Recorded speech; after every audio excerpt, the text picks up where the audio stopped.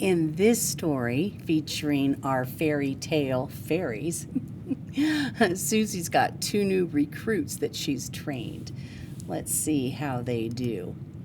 This one's titled Fairy Tailed Wish, written by Megan Pighetti, illustrated by Tamara Piper. Susie flew through the night sky, checking her fairy-tailed birthday wish list. "It's this house," she said. "This is it," said Susie.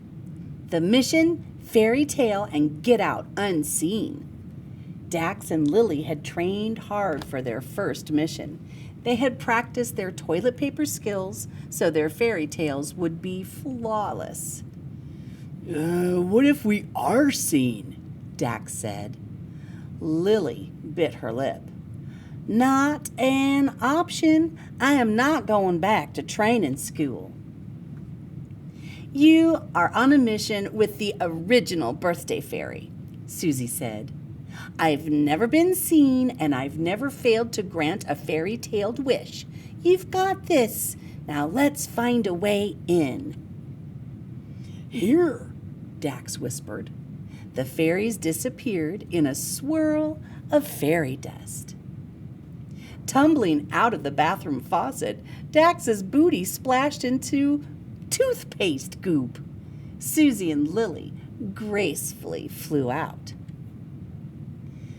"Remember your training. What comes next?" Find the "Toilet paper?" Dax and Lily said together. Susie fluttered around, searching for the toilet paper. "Jackpot!" She rolled it, balancing on top with a fancy little dance. Lily sprinkled fairy dust, floating it along. Dax put a roll on his back, like a camel. Pointing to the dazzling homemade charm, Susie whispered, "As I taught you in school, this charm sends a signal, adding this child's name to the official fairy-tailed birthday wish list." They peeked around the door, confirming that Bree was asleep. Preparing their rolls for flight, they grabbed the loose ends, pulling them like tails. Off they went, dashing up and zooming down, tying knots and winding around, loop-de-loop and then a swoop. Lily bumped the block tower. She let out a gasp. They froze. The tower swayed back and forth in slow motion. The fairies hid just as the tower came crashing down with a boom. Bree sprang up in bed. Her eyes darted all over before a smile covered her face. Susie cherished the few times she had witnessed a child seeing their fairy-tailed wish come true. Bree looked around her room at the magical white toilet paper tails floating all around. Bree rubbed her eyes in disbelief. When Bree rubbed her eyes, Susie didn't miss their chance to escape. Wow, that was quick thinking. "Congratulations, you've completed your first mission. But there is no rest for birthday fairies. They won't all be that easy. Now on to our next stop." Zigging and zagging through the grass and up into the trees, their singing voices flew off into the breeze.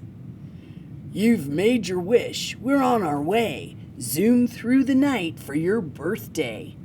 Up and down, in your room we'll sail, over and under, till you're fairy-tailed." Make a wish to be fairy-tailed on your birthday eve.